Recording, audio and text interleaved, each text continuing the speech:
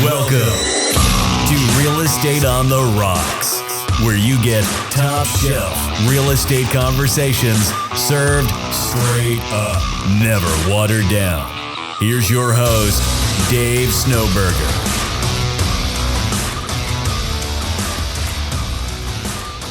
Welcome back to Real Estate on the Rocks, where you get actionable, tactical, real-life applications.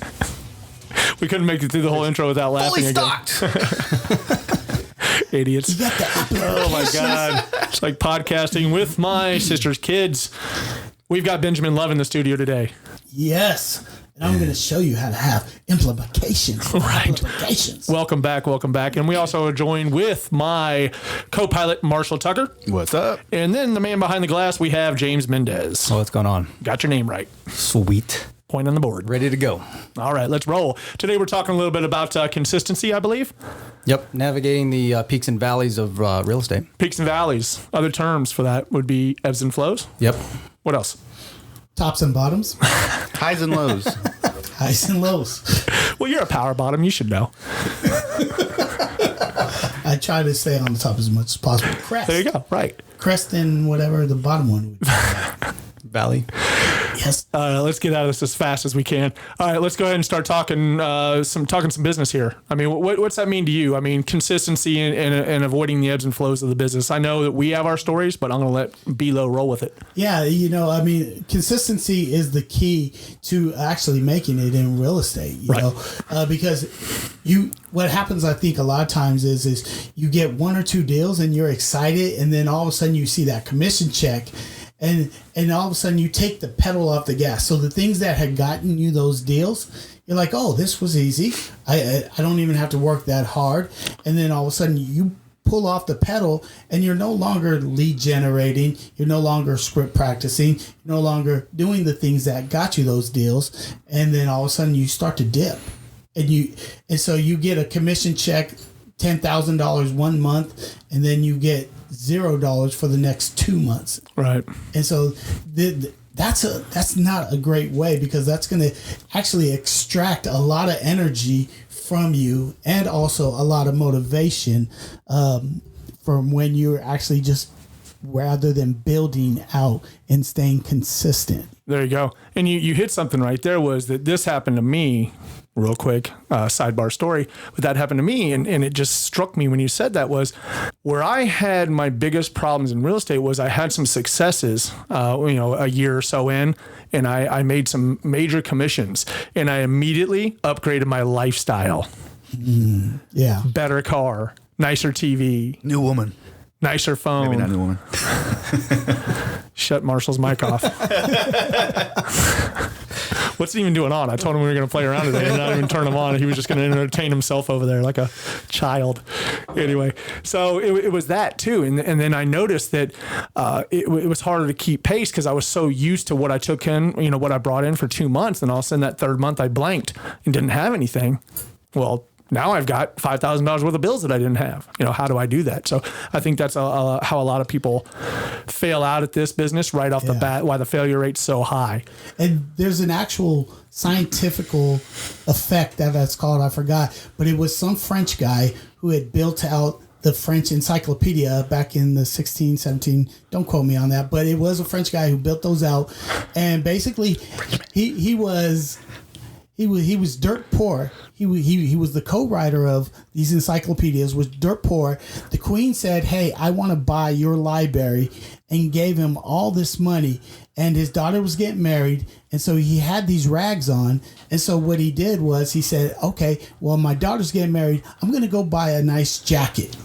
And then so he went out and bought a nice jacket, and he was sporting it for a little bit. And then all of a sudden he looked, he said, here, I have this nice jacket, but I don't have nice pants or the shoes. They don't go with this. And so what happens is now mentally he said, okay, I have to have things that match up with my jacket. So he went out and spent more money on his pants and then on his shoes, and then same thing with his house. And so that's all to say is, as soon as you buy one thing that's really, really nice, all of a sudden you start to look at your other things and say, hey, these things don't match up.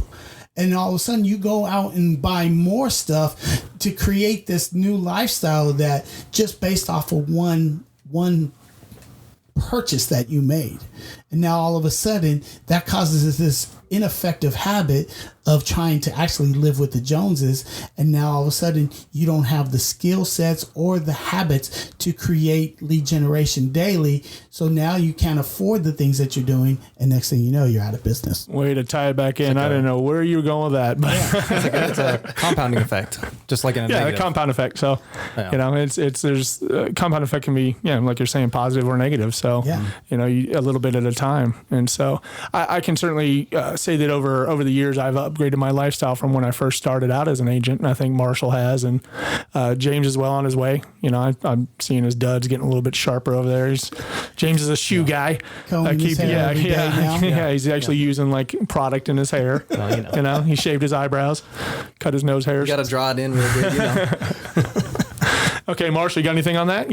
Well, it's just a numbers game. So if we're going for 30, 60, 90 days or longer with some of these leads, and you start changing things around, how are you really going to know what's effective and what's not? So you got to be consistent with your methods in order to return the numbers and be able to track it and could continually improve yourself. Right. When we had Steve Folan here, he had talked about, coaching a lot of agents, and they would say, do you do open houses in your business? I think you need to start there being a new agent. And they were like, yeah, I did it once. Oh, you did it once and didn't have a good return. He's like, yeah, I did it once and it was horrible. Nobody came through. Okay, so you just stopped, and he made the reference back to like, what did you do when you were trying to learn how to walk? It's amazing you ever learned how by just giving up because you couldn't do it the first time. Were you running the first time you started walking as a toddler? So it really does go to show you that we do see this all the time. And the more and more agents I have the pleasure of meeting, I find that when we start having conversations or a lot of people come to us for advice, I want to try things this way. What do you think? And I said, that's a fantastic idea. However, you have to stay consistent at it. You have to give it 30, 60, or 90 days until it starts paying off. We know about this podcast. We knew coming into this was an 18-month game. We wouldn't see anything in returns in 18 months. And we've had a great showing so far. I mean, we've had a ton of downloads, and we have regular listeners. We get stopped in the hallways or out in the business and say, hey, out in the market, if we're at happy hours or whatever else, like, I love your podcast. The interactions we get on social media of people we've never met all over the country, very cool stuff. However, we're only 3 or 4 months into it. Yep. We haven't made it. Yeah. The podcast isn't popular enough, so we have to keep consistently doing it every week. We put out a new episode. We're not doing reruns right now. Nope.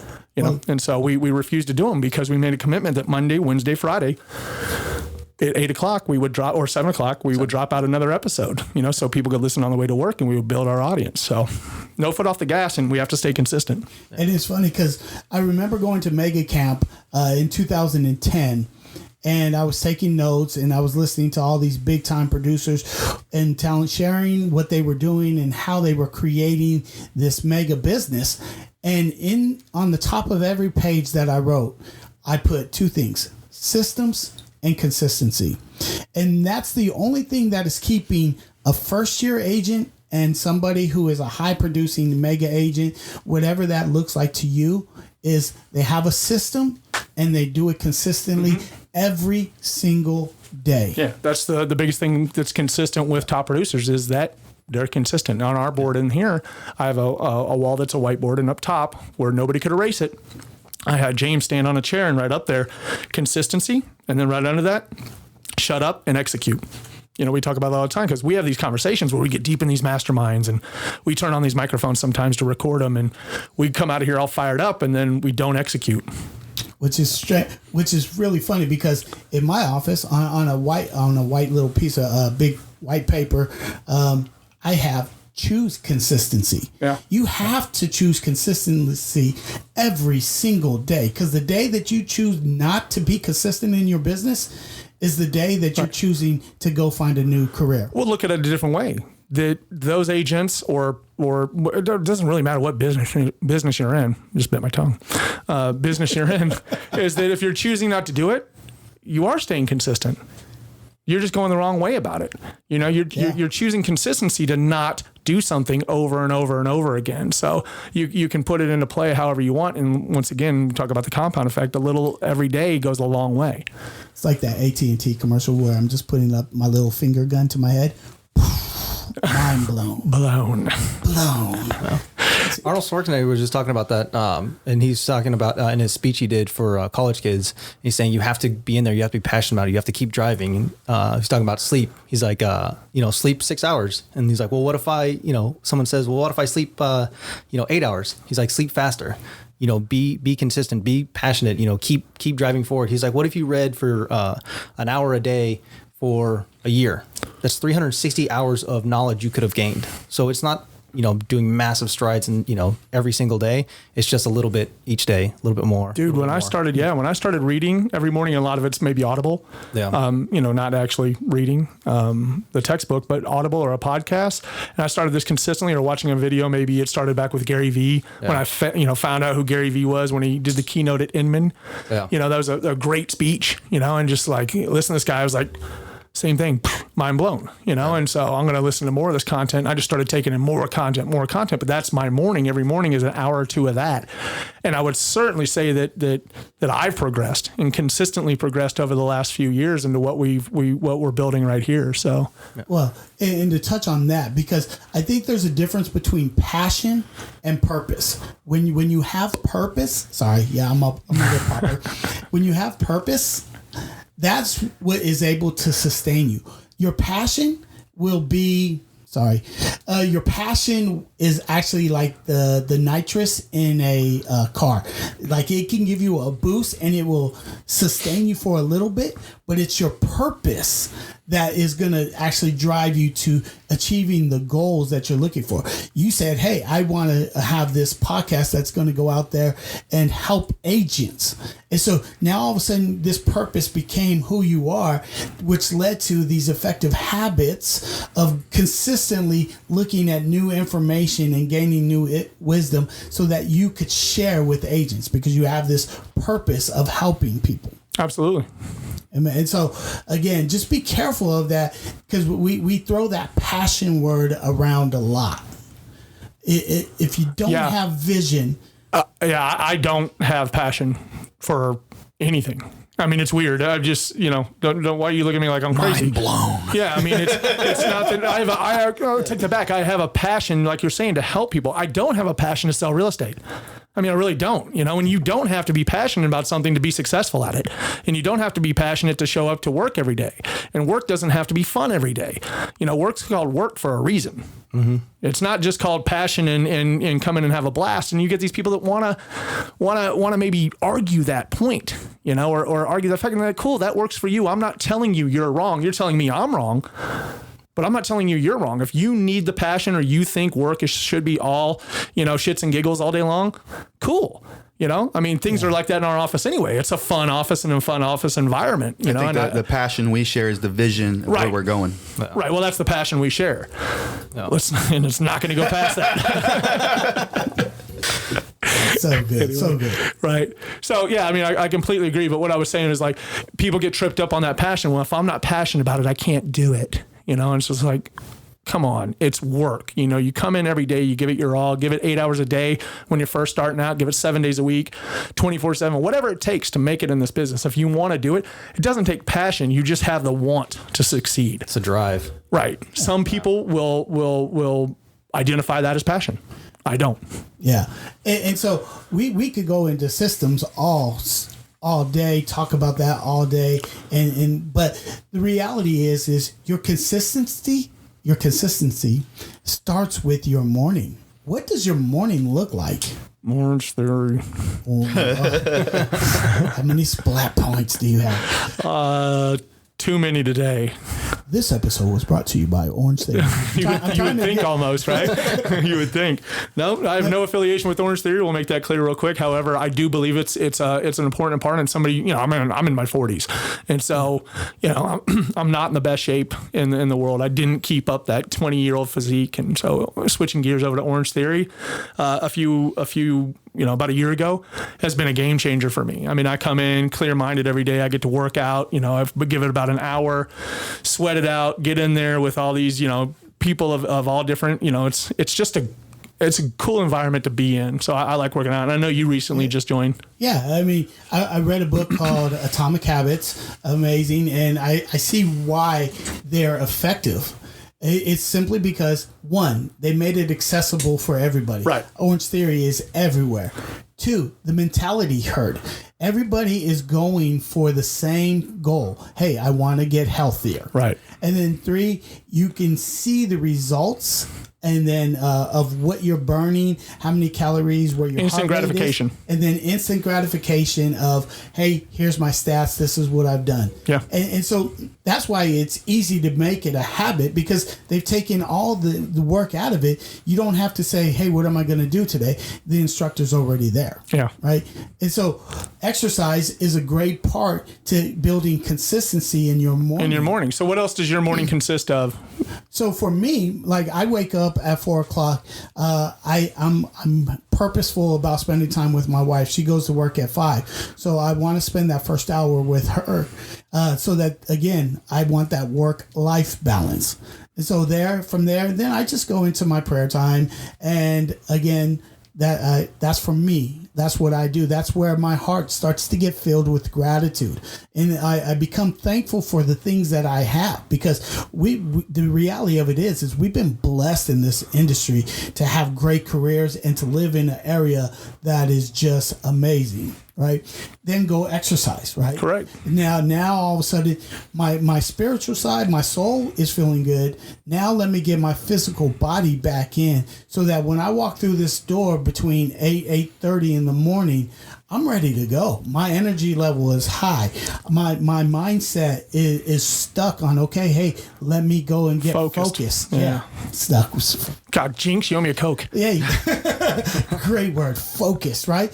And then after that, then my day just I go about it. The night before, though, I plan out my morning. Okay, this is what I need to do. And I try not to do anything until those things are completed. Right. And you pick out your outfit? I do not pick out the outfit. I want to move to just black pants and a black shirt. Funny enough, that's all I wear is black pants, black shirt. Nicole's always like, buy something else. And I'm like, no, that's my uniform. It's just black shorts and black shirts and, my Brooks. That's it. My iWatch, my iWatch, Apple Watch, whatever it's called. Boom, out the door. I don't need to overthink it. I guess I'm like the Gary Keller of Orange Theory.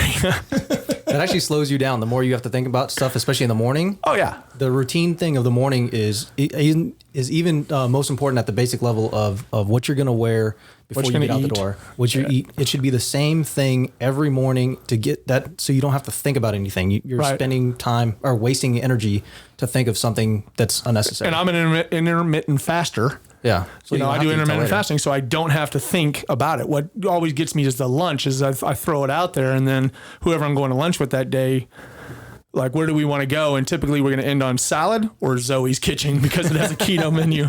So those are our choices. Or of course, barbecue. But I've been taking in so much red meat that I'm not, get that weight loss, burning 5,000 calories a week, and then the scale goes nowhere. I can look back and, I ate brisket 3 times this week. It's not going to go anywhere.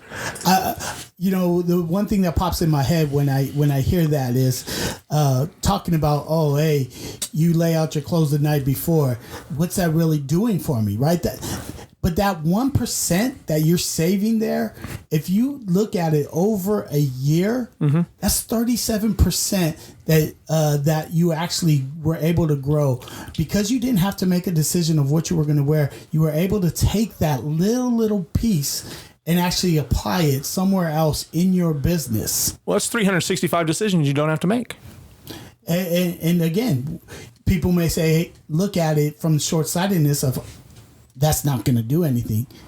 I challenge you, try it and see over time. Again, it's not going to happen overnight where you're going to be like, wow, that was. So are you starting a 90-day challenge right now? You challenging Top Shelf or Real Estate on the Rocks listeners, Top Shelf agent page goers? Yeah, followers. Let's start a 90-day challenge. That's a good challenge. Have everyone post their schedule. a consistency challenge. So why don't we go ahead and do that to get some interaction? So we'll talk about that a little bit more when the mics are off. Wow. See how things just... See, we move at the speed of implementation. There it is. Let's implement it. Let's get it going, and let's do a 90-day challenge. And if we can get people to engage, maybe 90 days is a little bit too long for people. Let's try 30. Baby steps. No, I like 90. Okay. But I want to challenge you guys. Hey, if you miss a day, so what? If you miss 6 days during the 90 days, you still achieved what you were looking Right. for, 84 out of the 90. Well, it's like dieting. Like I'm on a perpetual diet. I'm always just watching what I eat. Now that I'm over 40 years old, it seems that if I stare at the wrong thing, I'll gain 5 pounds, and just, it's ridiculous. I go out on a vacation. I went to Disneyland where you walk 20,000 steps a day. So you're walking like 10 miles a day, and all of a sudden you step on the scale and you're up 3 pounds. Like, how the hell? It's like, oh yeah, because I ate this, this, and this, and I smelled this. It's like, and so I'm always just kind of watching that stuff. But if I stay consistent for 2 weeks or 3 weeks at a time, I've always had that mentality until I went back, and there was another book that I read was just like, stop getting down on yourself. Yes. Don't have a cheat day, because that's what kind of ruins you. Have a cheat meal. And once you have the cheat meal, your next meal, hop right back and be consistent on the diet you were on. And that's the key. Just getting right back on it. Right. Hey, we're not. And that's the same thing in your lead generation. If you miss a day of lead generation, you didn't say, oh, well, I didn't do it yesterday. I'm kind of screwed. I'm just going to take Friday off too. No, you hop right back on the horse and you start your lead generation tactics. So good. So good. I'm glad that you wrapped that back. I was wondering where you were going with that. Well, we were over here talking about diets, and I'm like, why the hell are we over here? Rope us back in and bring us back to real estate. Yeah, definitely. So, Like we always say, it's about consistency, not perfection, in your life and in your business. right. And I'm about as far away from perfect as you can get, and that's where I like to be. I like to be more consistent than perfect. I like to be done instead of perfect, right? So a lot of things people, like the podcast we had talked about, that was like we were waiting to launch till it was perfect, and finally we just said screw it and did it, and then stayed consistent at being horrible, and then we got better and better and better and better, and upgraded our equipment, got more listeners, got on every channel there is out there from Apple, iTunes. I mean, that's an accomplishment there by itself. Is that people can go and turn on their phone and go to Apple Podcasts and search us, me, any of these guys' names, and really we pop up in this podcast and then start listening to us. That's awesome. Yeah. But that only happened with consistency. Yeah. And If we would have quit, I mean, we had 20 shows recorded basically before we even launched. And then we had 10 shows before those 20 shows. We had it before we even met James and brought him on as a producer.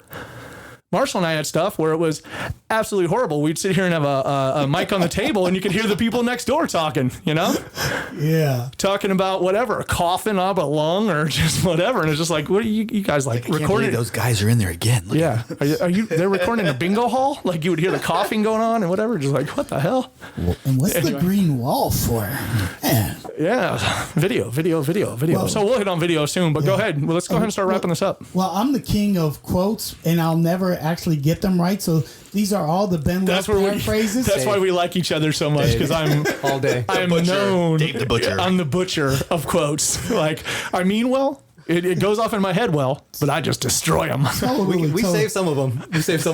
So this one's either from John Wooden or Gino Avarami, whatever his name is. Even butcher the names. Yeah, the UConn basketball coach. They said, perfection is great to look at and to strive for, but not to live as. I mean, if you're going for perfection, you're going to fail every single time because nobody is perfect. Right. And so just live as the life as you said done. Except for Nicole's daughter, Morgan. She's perfect, apparently. There's another one. You mentioned focus earlier. John Lee Dumas has one. It's follow one course until success. Thought that was a good one. So when you're working on That's consistency, not really his, but well, you can give him credit for it. However, I believe that's I heard Lincoln say it. it's called focus. Oh, yeah, Lincoln. Yeah, focus. Follow one course until successful. Yeah. I like it. I hear him say it all the time, so I just throw it at him. But yeah, that's a good one. Yeah, and please send in your quotes that you don't misquote so we can say them. Actually, send in your misquotes. That's a lot more funny to read. Anyway, let's go ahead and start wrapping this one up. If you could drop over to, at the end of the episode, go ahead and give us a 5-star review. If you're going to leave us anything less than that, please don't even bother. Just kidding. Mike Harrell. Let's talk Mike Harrell real quick. Guaranteed Rate. He is our preferred mortgage lender for our team here in Austin, Texas. If you want to reach out to Mike, he's California, Texas, and Alabama, I believe, is Arkansas. I always get him wrong. Is the states he lends and I would say he does Texas at a very high level. What else? What else am I missing?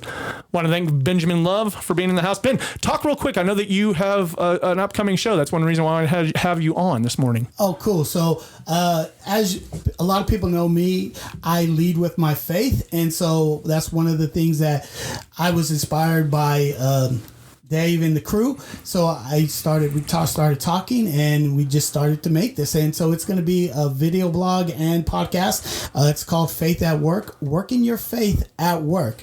And we just brought in over topics of everything from should faith be talked at work, and right. where did these things come from? And so it's you'll be able to find us on YouTube, Faith at Works, and also I'll post it up on Top Shelf Agents. Yeah, please do. So that this way, if that's something that interests you, you may be able to go out there and look at it. Sounds good. I appreciate it, man, and we look forward to watching. I know you said you're going to send me the link this morning, so I'll definitely check it when we get back in the office. Fellas, anything else? How do we get a hold of you? Or how do our listeners get a hold of you? Yeah, if you have questions or any leads, anything that you need, I'm here. My name is Ben Love, and you can get me on email, Ben at the Ben Love Group, or you can reach me by my cell phone or text, 512-487-9325. That is not an undercover agent right there. He put it all out there. Millions of our listeners are going to That's what start we're here dropping for. their Yes, referrals sir. at you. There you go. Yes, Awesome, man. sir. Awesome. Well, once again, stick around for another episode of Real Estate on the Rocks. In 4 seconds, we've got another one coming up. We appreciate it, and we will see you next time. I'm out. Later.